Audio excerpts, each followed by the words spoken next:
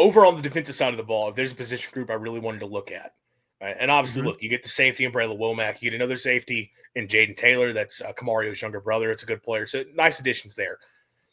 But defensive line, I, back on Monday, was talking about my concerns with the D-line group for State. And I think they did an outstanding – they knocked it out of the park on signing day of improving their D-line room and adding quality pieces to the class. And you have to start Micah Nickerson out of South Pike down in Magnolia. Edge rusher, 4-star, 90 overall player, number 13 player within the state of Mississippi, 6'5", 215. So on the lighter side, but again, a true rush end. And you can get some weight on him. That'll be the next big thing to look at with him is sort of bulking up. But this is a guy that we talked about State having the evaluation and guys that you took at the time that people kind of rolled their eyes at, question why is that a commit, and then it blows up. He's the prime example of this because his recruiting really took off this season. And it's probably still a little bit underrated because of that. But if you go by Rivals, Rivals has him as a 4-star, and they have him as a top 100 player in the country stepping in. If you were to go off the Rivals rankings. And on 247, number 286 nationally on the composite rank. So again, probably still a little bit underrated in terms of his true ability, but there is some athletic upside. There was big time production at South Pike this year. And it's such a big win for State because you had him committed and then he flips to Missouri. And it's like, all right, well, you get a good player in your class and then you lose him. Like as soon as his recruitment starts to take off, because it did take off. Ole Miss, Auburn, these other programs started to get involved after Mississippi State did, and Missouri being one of them, and he flips to the Tigers. In order to get him back, and Levy kind of hinted that it was a grind to make it happen, but they found a way to make it happen and get him involved and fight off. Like I think Ole Miss felt really good about their chances of flipping him. And obviously Missouri thought they'd be able to hold on to him. To get that flip on signing day and get him to come be a part of the class, and you give yourself a big-time pass rusher, that is such a big win. Pass rush has been the biggest issue. Oh, really, it's run defense as a whole. Defensive line as a whole has been bad for MSU. But last year, you had 10 sacks the entire season. This year, you finished, I think, with 22. So you more than doubled your production, but you're still not even averaging 2 sacks per game. You were still second to last in the SEC in sacks per game. This team could not generate a pass rush, and it's because they did not have guys who could rush off the edge and consistently get after the quarterback. Micah Nickerson is someone that they think can step in and give them that and be that big-time pass rush player off the edge and make an impact there. It's a huge, huge get. It is another huge win. It's another, going off what I was talking about with Braylon Womack, an example of Jeff Lebby and his staff, and then also MSU behind the scenes from a collective standpoint.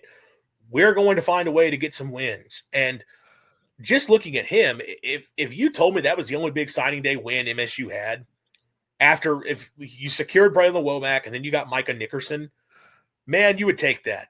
Because you're telling me I'm getting a big-time coverage player in the secondary, a 5-star player, and you're giving me a 4-star pass rusher to get after players on the defense and get after quarterbacks. That's a combination you can win with. It's a combination you can have a lot of success with if you've got a good pass rusher and good coverage. So that is a huge win for Mississippi State to get him. But the D-line class, beyond that, it also got better. You get a couple of additions on signing day from former Power Conference commitments.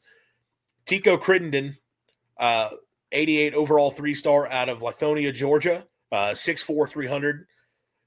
A guy that was previously committed to Florida State, decommits from the Noles, and then it's sort of a Mississippi State versus Georgia Tech battle, and State wins that battle. And this is a guy that, again, big-time size along the defensive interior. If you're already 6'4", 300 pounds coming out of high school, you can put another 20 pounds of mass on. I mean, you're talking about a force there along the defensive interior, one of those space eaters, someone that you need like that. And it's a quality player that, again, Power Conference programs were after. Georgia Tech is a good program right now with what they're doing under Brent Key. So to win a battle against his home state Yellow Jackets and get him to come to Starkville, that's a big win. Another win you get in the class, Chris Addison, who's listed, he's listed as an edge rusher, maybe could play inside. But I mean, 6'3", 250, another 88 overall out of Winsboro, Louisiana. Previously committed to Michigan State. Obviously, Michigan State has the coaching change stuff going on. You are able to take advantage of it. This is, again, one of those examples of taking advantage of all the coaching changes around college football. Stability at Mississippi State helped out. You added another former power conference commit. Michigan State's not been great lately, but Michigan State traditionally is a pretty good program. So another good player to come and join the class. You're getting quality players up front.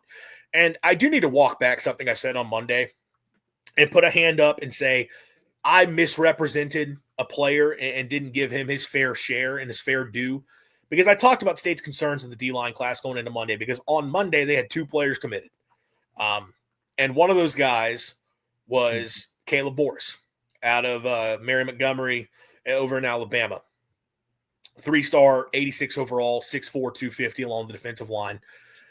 And I just kind of quickly blanket statement put him in. Like, I mean, it's a mid 3-star. Are you really making a difference there? That was unfair for me because I was leaving out important context and stuff that I looked past. Alabama and Auburn were pushing for this kid over the past few months. Like, they were interested in this player. So the rating may be what it is, but he had SEC programs, including the SEC programs within his own state, were very much interested in his services and getting him to come be a part of their programs.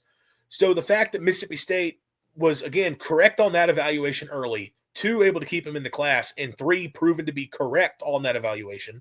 I guess I said that part twice, but whatever. That's a win for them. So you got a big-time pass rusher and 3 quality defensive linemen to put around him in this class. I feel a whole lot better about State's D-line group. They have to start hitting on high school defensive linemen. All right, you can use the portal. That's great. But you've got to get some guys that you have in your program that you trust. We've got trench play. We've got depth in the trenches where we have to rotate bodies. We can't just have a starting unit that's good. We have to be able to rotate bodies, have a deep defensive line room, offensive line as well, but D-line, we need to have a deep room. We were able to go out and get guys who can help us in that manner, and players that, from an evaluation standpoint, power conference players, SEC players. Do I expect those guys to be contributors year one? Maybe Nickerson, if he's able to put on the weight he needs to, that he could be a third down pass rush type specialist year one. Maybe he can get involved. But for those other guys, it's probably going to be a couple years in the program. But, man, you'll take it. Like, it's still guys that you can coach up over multiple seasons. And obviously I get retaining players these days is a little bit tougher because of the portal, and guys just, well, if I'm not playing after 1 year, I'm going somewhere else. But you have the opportunity here to start getting some quality depth down the line in your D-line room, and that's where I really like what they did with that group.